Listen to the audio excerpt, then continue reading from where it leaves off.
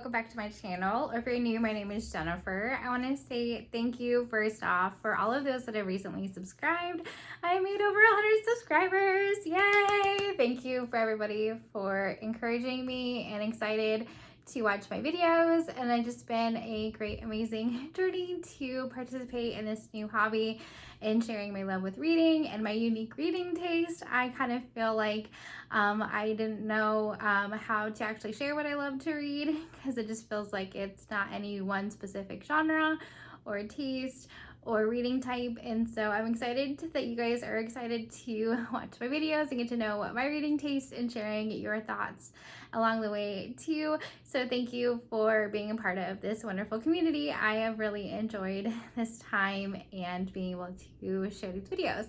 So today I'm coming to you with a new video on a recommendation and great video for Booklist Thursdays that the Sarah from Sarah's Nightstand and Lindsay's Little Library, they always do a Thursday video, and this week they did one on Just for Fun, some books they purchased just because they still looked fun, had a great fun topic and something along those lines. So I am using that idea. I thought that would be an amazing video to share.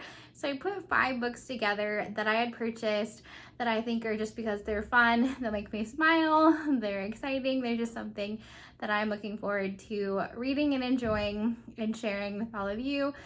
These are all either things that I have started or want to continue to read, and so I'm excited to share these fun 5 possibilities with you, and definitely share what are some books that you bought just because they looked fun, sounded fun, or I thought they'd bring a smile to your face. I'd love to hear it in the comments if you want to share a book that you think would be just for fun. So starting off with the very first one, I wanted to share a middle grade book since it is middle grade March. And so I grew up on the Goosebumps books, and so I am slowly collecting them in the original covers. And so this is book number 2. Last year I read book number 1, and this year I'd like to read book number 2, and it's The Stay Out of the Basement. This is one of my all-time favorite Goosebumps books. I say that 10 times fast. But anyway, and so let me know if there is a childhood favorite book series that you love and enjoy and still remember to this day. One of them for me is the Goosebumps books, and so I highly recommend this series if you haven't checked it out. And so that is the first one that always brings a smile to my face when I think about it, and I want to talk about it for sure. The next for me is a romance book, and so Nicholas Sparks to me has always been a go-to author, and just a compelling romance is always just a fun time. He always packs a good punch in his stories, lots of emotion. You get connected to the characters and you want to just root them on or love them, hate them, depending on how Nicholas Sparks writes them. But this is one that I have not read yet. It's one of his newer releases, and so I have this one on my shelf to read. And so this just sounds like a fun book, a fun time to get into a romance. I don't read many romance books, but I have to have a compelling read when I do, something more than substance than just the romance part. And the relationships are a key part to me, and so I gotta be rooting for the characters. And so yes, this is one go-to author for me, and fun times as well. So moving on to number 3 option, Matt Denneman. He has now become synopsis with a must-buy author for me at this point, and from the Dutch Carl series. This is the start of a new series. It is Operation Bounce House.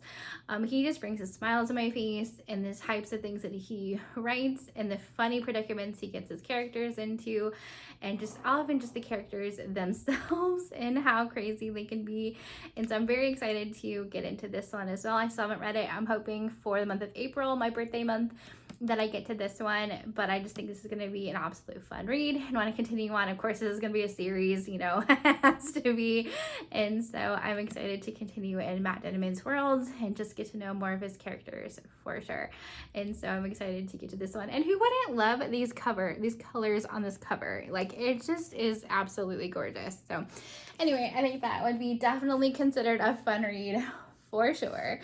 And especially with the AI characters and the voices and things, if you do the audiobook, I'd highly recommend that one. Something a little bit different, but is still a book, is a sticker book, a sticker by number. I just think these are a lot of fun. So you get the page with the kind of the numbers, and then you find the coordinating sticker page of all the stickers. I'll give you just an example of one.